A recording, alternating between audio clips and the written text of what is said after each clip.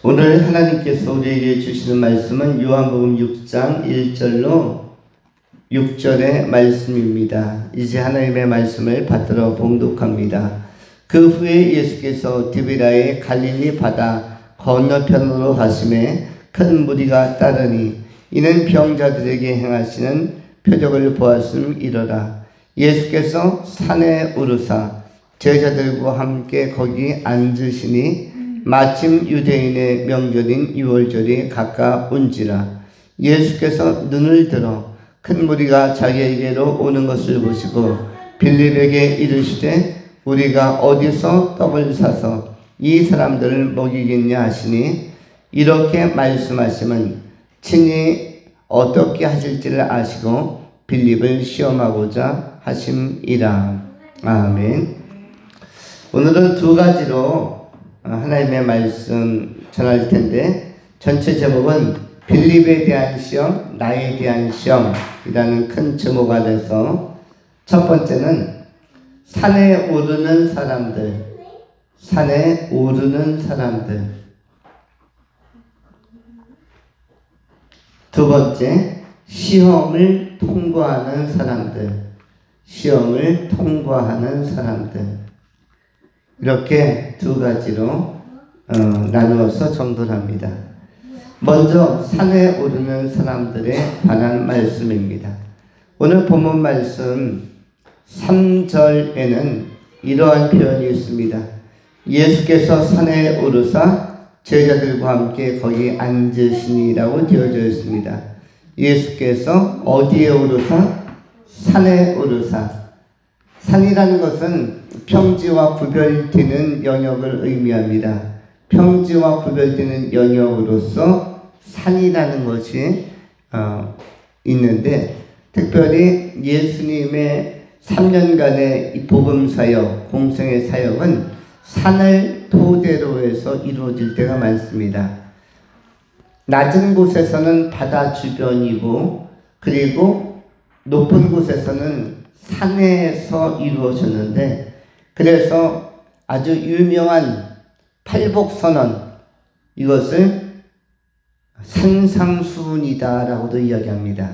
산상수훈이라고 할 때 산상이 무슨 뜻입니까? 산의 정상에서, 산 꼭대기에서, 산에 올라서가 산상이고요. 그 다음에 수훈은 뭐죠? 전달해 주시는, 수여해 주는 교훈.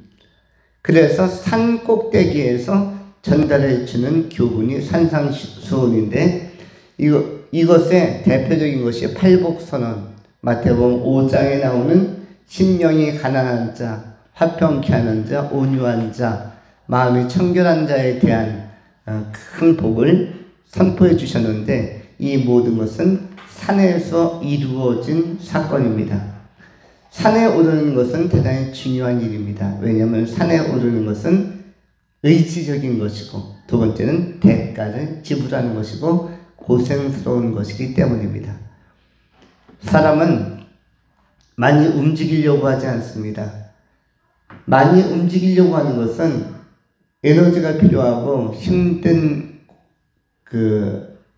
걸음걸이의 과정이기 때문에 사람들은 적게 걸려고 하고 그 다음에 요즘에 같은 시대에는 승용차, 자동차를 이용해서 근거리까지 도달하려고 합니다. 걷는 시간이 많이 줄어들고 있습니다. 그런데 잘 아시는 것처럼 이 걷는다는 것은 인간에게 있어서의 큰 축복이라고 할 수가 있죠. 여러분, 걸음을 많이 걷는 동물들은, 야생동물은 질병이 생기지 않는다. 질병 중에서도 가장 치명적인 질병 중에 하나인 암은 야생동물에게 발생하지 않는다고 합니다. 야생동물은 그것이 작은 조그만 주먹만한 다람쥐서부터 거대한 등치를 가진 호랑이든 코끼리든 하마든 야생동물들이 있는데 야생동물은 암으로 사망하는 경우는 없다고 합니다. 이유는 딱 한 가지래요. 걷기 때문에, 끊임없이 걷기 때문에. 그런데 애완견이나 반려묘를 보면은 30%, 3분의 1이 암으로 결국은 세상을 떠난다고 합니다. 노견들의 경우는 결국은 그가 나이가 먹어서 죽었다고 하지만 나이가 먹어서가 아니라 사실은 3분의 1 정도는 이 암이 발생해서 세상을 떠나는 경우가 많다고 합니다. 그런데 이 반려견이나 반려묘와 다르게 야생에서 돌아다니는 것들은 암은 나타나지 않고 암으로 세상을 떠나는 경우도 없다고 합니다. 그러면 야생에서 있는 동물들이 그렇게 건강한 것은 걷기 때문이다 라고 이야기합니다. 이 걷는 것은 대단히 중요한데 걷는 것은 장수와도 관련이 있고 면역 체계와도 관련이 있고 근력과도 관련이 있고 범사에 좋다. 그런데 걷는 것 중에서도 평지를 걷는 것이 있고 높은 곳을 산을 걷는 것이 있는데 요즘은 트레킹이나 이런 것이 많이 있죠. 또 등산도 많이 하는데 산에 오르는 것은 힘든 만큼 건강에는 좋습니다. 힘든 만큼 건강에는 좋습니다.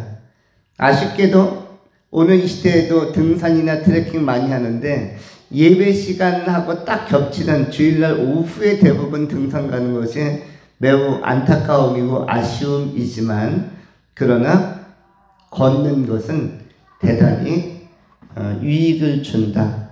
산에 올랐다라는 것은 일반적인 사람들은 귀찮아서 포기하는데 포기하지 않고 의지를 들여서 산까지 올라갔다는 것을 의미합니다. 가까운 데서나 평지에서 움직임이 적은 곳에서 모아놓고 복음을 전하고 하나님의 나라의 소식을 선포했다면 가까운 데서 광장에서나 어떤 그 공터에서는 들을 수 있겠거니와 산에까지 올라와서 말씀 들으려고 복음 들으려고 하는 경우는 적기 때문입니다. 어떻게 보면 교회가 바로 이 산 위에 세워진 산상에 세워진 복음의 공동체와도 같습니다. 교회는 사람들에게 노후를 필요로 합니다. 교회까지 이동을 해야 되기 때문이죠. 요즘은 자동차로 이동하는 경우가 많지만 예전에 자동차가 많지 않을 때는 다 걸어서 도보로 교회를 갔습니다. 새벽 예배 드리는 사람들, 새벽 기도회 하는 사람들도 그야말로 십리길을 걸어서 교회를 갔고 저도 대학 시절만 해도 새벽 기도하러 진짜 10km 이상, 15km 정도를 새벽마다 걸었습니다. 시간 안 놓치려고 5시까지 교회 도착하려고 긴장하다 보니까 3시 한 3, 40분에 일어나서 1시간 정도 걷기 시작했는데 어느 날은 제가 대학 도서관에서 공부하고 좀 늦게 들어와서 집에 1시에 들어왔습니다. 차가 막 끊어지고 막차 타고 들어왔는데 다음날 아침에 일찍 나가야지 하는 생각 때문에 자는 둥 마는 둥 하고 솟아쳐 놀라서 새벽에 잠을 깨서 교회까지 1시간 걸어갔습니다. 기도하고 또 아침 공부를 해야지 이런 마음이었는데 그런데 교회에 아무도 없었어요. 평소 같으면 새벽 기도 때 사람들이 나오고 목사님도 나올 시간이 됐는데 교회는 불도 안 켜져 있었고 깜깜했습니다. 뭐지? 했는데 제가 시계를 잘못 봐가지고 저는 한 3시 50분쯤 됐다고 생각해서 일어나서 준비했는데 그때가 2시 반이었어요. 2시 반 너무 일찍 일어나서 잠을 1시간 반 1시간 30분 자고 나서 깜짝 놀라서 일어나서 늦을까봐 걸었는데 교회 도착을 4시 전에 했습니다. 그러니까 아무도 없었죠. 그래서 학교를 갔습니다. 학교가 좀 교회에서 한 1km 떨어진 곳에 제가 다니던 대학교가 있어서 갔었는데 거기도 정문이 잠겨있고 교회도 잠겨있고 이거 뭐지? 오늘따라 사람들이 왜 이러지? 했는데 1시간 동안 왔다 갔다 반복을 서너 번 했는데 그제서야 날이 밝은 무렵이 돼서 학교 정문도 열리고 교회 문도 열리는 것을 젊은 시절에 경험을 했었습니다. 어쨌든 이렇게 교회를 가는 것도 의지를 들여서 가는 것이죠. 의지를 들여서 가는 것이고, 특별히 옛날 시절에는 교회 가는 것이, 겨울철에 교회 가는 것은 어려웠습니다. 왜냐하면 겨울에는 날도 춥고 또 눈도 많이 오기 때문에 눈발이 휘날리는 길을 걷는 것은 굉장히 어려운 일이고, 눈이 10cm, 10cm 쌓여져 있는 곳을 저벅저벅 걷는 것은 굉장히 발이 무거워지고, 또 발도 축축해져 오고, 또 발이 이 수분이 있으면은 물기가 양말 사이로 스며들면 얼어붙기도 하기 때문에 이게 또 어려운 일입니다. 시골 마을에서는 더 어려웠을 것입니다. 그래서 교회를 가는 것은 대단히 노고를 지불해야 하고, 대가를 지불해야 하고, 그리고 거리를 극복해야 하고, 의지적이어야만 교회를 갈 수 있었습니다. 산에 오르는 것이 바로 그와 같습니다. 예수님의 말씀을 들으러 복음이 있는 곳을 향하여 오르는다는 것은 이 제자들이 나름대로 단단한 각오를 한 것입니다. 예수님 시대에나 오늘 이 시대에나, 예수님 시대에는 산에 올라가서야 예수님의 말씀을 들을 수 있고, 그리고 오늘 이 시대에는 교회에 와서야 예비하면서 말씀을 들을 수 있다면, 이것의 공통점은 의지를 드리는 것이다. 우리 인간의 의지, 능동적 의지, 긍정의 다림줄, 하나님 앞에 능동적, 긍정적, 창조적 다림줄, 하나님의 기준과 부르심에 부응하기 위하여 우리가 적극성을 보이면서 나가는 것이죠. 이런 사람들이 바로 산에 오르는 사람들이고, 이런 사람들이 제자의 특성이라고 할 수가 있습니다. 제자의 특성, 하나님 앞에 쓰임받는 사람들의 특성은 바로 산에 오르는 사람들. 이 산은 오늘날로 치면 교회의 공동체, 영적인 산이 바로 교회의 공동체라고 할 수가 있습니다. 이 구별된 곳에서 우리는 하나님과 교제하면서 사귐을 가지면서 하나님의 생명의 말씀을 듣는 것입니다. 이 시대나 또 2000년 전이나 산에 오르는 사람들이 필요하고, 영적인 산인 그리스도의 몸된 교회에 또 모이는 사람들이 꼭 필요합니다. 다음 세대에도 역시 교회에 모이는 사람들이 중요하고, 영적인 산, 하나님의 임재가 있는 곳에 모이는 것이 대단히 중요하죠. 구약 성경에서는 하나님의 임재가 시온산에서 이루어질 것이다, 시온산이라는 표현도 쓰고 있습니다. 의지적으로 대가를 지불하며 하나님께서 구별하신, 성별하신 하나님의 임재가 있는 산, 시온산에 오르는 것을 굉장히 영광으로 생각을 하였습니다. 오늘날은 이것을 우리가 교회라고 생각하시고, 우리가 교회에 나오는 것, 예배 하나하나 드리는 것, 예배하는 것 쉬운 일 아니겠으나, 예배하기를 즐거워하고 의지를 들여서, 뜻을 정하여 영적인 이런 산인 교회 공동체 안에서 예배를 통해서 힘도 얻고 말씀을 통해서 능력도 얻는 귀한 성도님들이 다 될 수 있기를 축원합니다. 두 번째로, 시험을 통과하는 사람들. 오늘 예수님께서는 큰 무리가 예수님 곁으로 다가온 것을 보았습니다. 예수님과 제자들이 같이 산에 오르는 것을 보고 많은 무리가, 5절에도 큰 무리라고 되어져 있는데 큰 무리가 저기서부터 예수님께로 다가오는 것을 보았습니다. 그때 예수님은 예견적인 그 시각을 가지고 미리 보는 어떤 그 선견자의 안목을 가지고 계셨기 때문에, 그렇기 때문에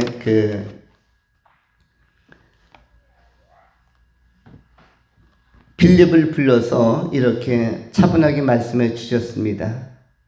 5절에 예수께서 눈을 들어 큰 무리가 자기에게로 오는 것을 보시고 빌립에게 이르시되 우리가 어디서 먹을 떡을 사서 이 사람들을 먹이겠느냐라고 하셨습니다. 6절에 이렇게 말씀하시면 친히 어떻게 하실지를 아시고 빌립을 시험하고자 하심이라. 5절과 6절에 예수님께서는 자신만만하게 이 상황을 빌립과 나누고 있습니다. 자신만만하다는 것은 어디에 나와 있냐면 7절에 있는 또 6절에 나오는 어떻게 하실지를 아시고라고 되어져 있죠. 어떻게 하실지를 아시고라는 표현이 무슨 뜻입니까? 이것은 예수님께서 이미 계획을 다 가지고란 뜻이죠. 이미 섬세한 계획을 다 가지고 완전한 계획을 다 수립하시고란 뜻입니다. 그래서 예수님은 계획을 다 가지고 계셨지만 그러나 이 빌립에게 아주 정색을 하고 물어보는 것입니다. 사람들이 저렇게 많이 오고 지금은 시작한 식사 시간이 가까웠는데 어떻게 먹을 것을 구할 수 있겠느냐? 어디에 가서 저 많은 사람들을 먹일 만한 떡을 살 수 있겠느냐? 이것은 빌립에게 그 능력과 그 해답이, 그 출처가 예수라는 사실을 빌립이 이해하고 있는지 빌립의 신앙적인 수준과 또 빌립의 믿음의 그 상태를 점검해 보려고 질문처럼 던지신 것입니다.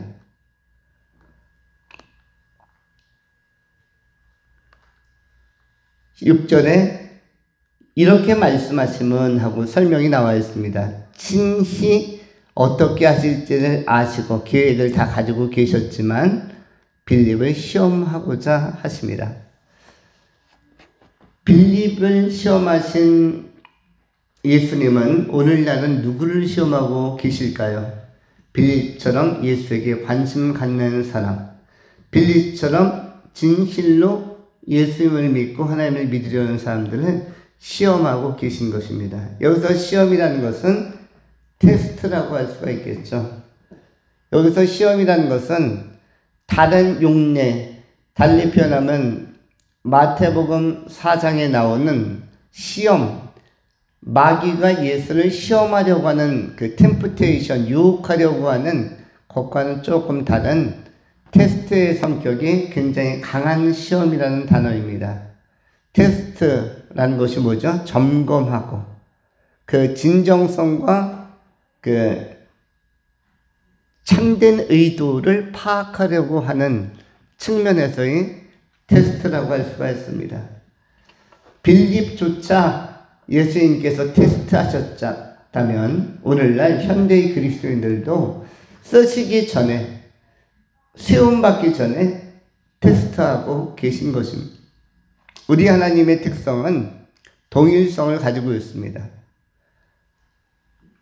구약시대에도 하나님은 이스라엘 백성들과 또 선지자들과 믿음의 사람들을 테스트하셨고 중심을 보셨습니다. 최초의 테스트는 어디에 나옵니까? 하나님께서 이스라엘 백성들을 처음으로 테스트하신 자리, 그리고 테스트했다는 그 증거들은 몇 군데 나오죠. 먼저 창세기에서 하나님은 아브라함을 테스트하셨습니다. 어떤 형태로 테스트하셨습니까? 아들 이삭을 번제의 대상으로, 번제물로 드릴 수 있는지 없는지를 시험하시고 테스트하셨습니다.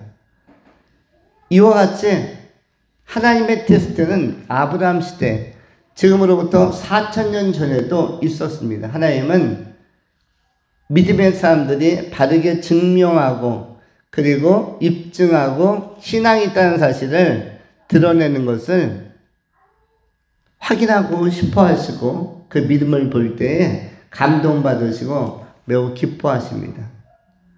또한 동시에 신명기 8장에서 하나님은 이스라엘 백성들을 출애굽한, 애굽을 탈출해서 가나안을 향해서 나아가는 이스라엘 백성들을 다시 테스트하십니다. 신명기 8장은 이렇게 기록을 하고 있습니다. 내가 오늘 명하는 모든 명령을 너희는 지켜 행하라. 그리하면 너희가 살고 번성하고 여호와께서 너희의 조상들에게 맹세하신 땅에 들어가서 그것을 차지하리라. 네 하나님 여호와께서 이 40년 동안에 네게 광야길을 걷게 하신 것을 기억하라. 이는 너를 낮추시며 너를 시험하사 네 마음이 어떠한지 그 명령을 지키는지 지키지 않는지 알려하려 하심이라. 너를 낮추시며 너를 줄이게 하시며 또 너도 알지 못하며 네 조상들도 알지 못하던 만나를 네게 먹이신 것은 사람이 떡으로만 사는 것이 아니요 여호와의 입에서 나오는 모든 말씀으로 사는 줄을 내가 알게 하려 하심이니라. 이 말씀에 신명기 8장 2절에 시험이라는 단어가 나오고 있습니다. 네 하나님 여호와께서 이 40년 동안에 네게 광야길을 걷게 하신 것을 기억하라. 이는 너를 낮추시며 너를 시험하사 네 마음이 어떠한지 그 명령을 지키는지 지키지 않는지를 알려하려 하십니다. 우리 하나님은 모세와 모세의 공동체조차도 그 당시에 이스라엘 백성들조차도 시험하셨습니다. 그들의 출애굽의 순전성과 목적성을 이해하고 있는지 하나님을 열악한 상황 속에서도 경외하고 경배하며 신뢰하고 있는지는 시험하신 것입니다. 여기에서 시험하시는 하나님 앞에서 시험받는 인간은 어떻게 해야 될까요? 시험에 들지 아니하고 이 시험을 통과해야 하죠. 패스해야 되는 것입니다. 그것은 입증과 증명을 요구하는 신앙적 결단과 행위로 나타나야만 합니다. 마치 아브라함이 이삭을 번제로 드리듯이 소중한 자녀를 번제로 드려서 오히려 배설물처럼 아낌없이 하나님 앞에 드리듯이 이와 같이 거룩한 행위로 또 담백한 믿음을 가지고 주 앞에 나갈 수 있는 이 용기와 믿음의 결정을 요청하신 것입니다. 우리 주님은 시험하시는 주님이십니다. 이 시험이 어떻게 아브라함에게만, 어떻게 모세에게만, 어떻게 이스라엘 백성들과 유대인들에게만 출애굽의 도정에 선 출애굽의 여로에 섰던 그 백성, 그 당시 백성들에게만 있겠습니까? 또 동시에 신약시대에 빌립에게만 이 시험과 테스트가 있었겠습니까? 이것은 오늘날 21세기를 사는 우리에게도 나에게도 이루어지고 있는 것입니다. 우리를 낮추기도 하시고 때로는 줄이기도 하시고 때로는 상황적으로 곤궁하기도 하시고 때로는 우리가 예상하지 않았던 우리가 예견하지 않았던 우리가 요구하지도 않았던 길로 현재적 상황을 인도하시는 것도 또한 우리를 낮추시고 우리를 교정하시고 우리를 하나님의 마음에 합한 자로 다듬어 가시는 과정이라는 사실을 기억해야 할 것입니다. 그리고 우리의 길을 오직 하나님께 맡기고 여호와를 의지하고 여호와의 경영을 신뢰하며 오직 예수 안에서 우리의 남은 생의 소망, 남은 생의 비전을 찾아가야 할 것입니다. 그러한 백성들이 해야 할 응답 중에 하나가 예배자의 생활이고 또 말씀을 경청하며 가까이 하는 것. 또 한 가지는 기도로 주의 뜻을 헤아려 가는 것 또한 굉장히 중요합니다. 기도는 두 가지가 있죠. 하나는 목적형 기도, 목적을 가진 기도, 목적형 기도가 있고 또 하나는 생활형 기도가 있습니다. 목적형 기도는 무엇이냐면 이루어 주소서라는 것입니다. 이루어 주소서, 채워 주소서, 채움과 이룸에 관한 분명한 목적과 의도를 가지고 기도하는 것을 목적형 기도라고 하는 것이고 생활형 기도는 뭐냐면 호흡하는 것처럼 아침에 일어나면 습관적으로 세면실에 가서 치아를 닦을 준비를 하고 또는 뭐 용변을 보기도 하고 생활하는 것처럼, 또 우리가 숨 쉬는 것처럼 우리의 생활에 필요한 어떤 기지개가 자연스럽게 켜지는 것처럼 생활형 기도는 감사의 기도로, 그리고 하나님에 대한 신뢰의 기도로 어떠한 특별한 목적과 하나님의 응답이냐 응답하지 않느냐에 민감하지 아니하고 오늘도 허락해 주심을 감사하고 또 내 인생에 남은 시간이 있음을 감사하고 하나님이 나를 여전히 사랑하심을 감사하고 그리 아니하실지라도 감사하면서 주님과 걷기를 주저하지 않고 또 동행하고 또 동행하며 지상의 마지막 날까지 하나님과 함께 보내는 하루, 하나님과 함께 동행하는 하루, 하나님과 함께 남은 생의 전 시간들을 함께 하고자 하는, 동행하고자 하는, 하나님의 흔적으로 채우려고 하는, 하나님의 상취로 채우려고 하는 이런 삶이 바로 생활형 기도인데, 우리에게는 목적형 기도도 필요하겠지만 목적형 기도는 민감합니다. 응답을 주시느냐 안 주시냐에 따라서 우리가 하나님의 주심과 반응에 따라서 우리가 신앙적으로 정서적으로 실망하거나 삐질 수도 있는 것이 목적형 기도입니다. 응답을 딱딱 주시면은 너무 좋은데, 아멘으로 받고 감사함으로 받고 너무너무 좋은데, 이게 우리가 목적한 대로 잘 안 주실 때, 핀트가 빗나갈 때 우리의 실망감, 또 우리가 하나님에 대해서 서운함을 느낄 수가 있기 때문에 목적형 기도는 약간의 부담을 가진, 하나님과 우리 상호 간의 부담을 가진 기도가 목적형 기도라면, 생활형 기도는 그야말로 삶을 탄력 있게 하는 그런 굉장히 매력적인 기도라고 할 수가 있습니다. 물론 목적형 기도도 필요할 때가 있죠. 그러나 생활형 기도가 베이스가 된 가운데에서 목적형 기도가 들어간다면 더 조화가 유연하고 아름다운 하모니를 이룰 것입니다.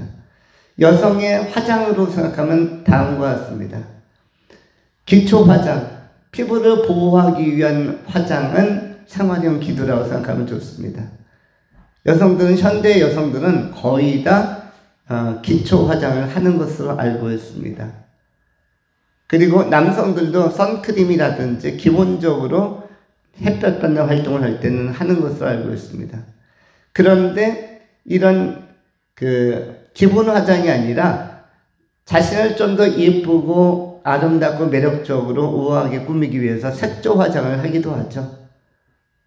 립스틱을 바르기도 하고, 또 이렇게 눈가에 또 색조 화장을 할 수도 있고, 또 여러 가지 파운데이션류와 다채로운 것으로 더 꾸며볼 수가 있습니다. 요것이 무엇이냐면, 요 기초 화장은 생활형 기도, 색조 화장은 목적형 기도, 이렇게 생각해도 좋겠습니다.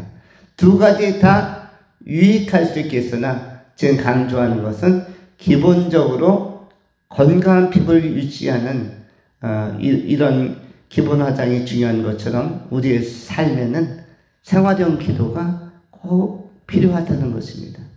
그렇게 기도하면서 하루하루를 살아간다면 우리는 무엇을 통과할 수 있는가? 바로 빌립에게 주어진 시험이라든지 아브라함에게 주어진 시험이라든지 생활의 모든 전반적인 것과 현재와 미래의 모든 것을 하나님 앞에 맡기며 나아간다면 거기에서 하나님의 기뻐하심, 우리를 인정하심, 우리를 보호하심, 무한한 신뢰하심, 이것이 이루어질 것입니다.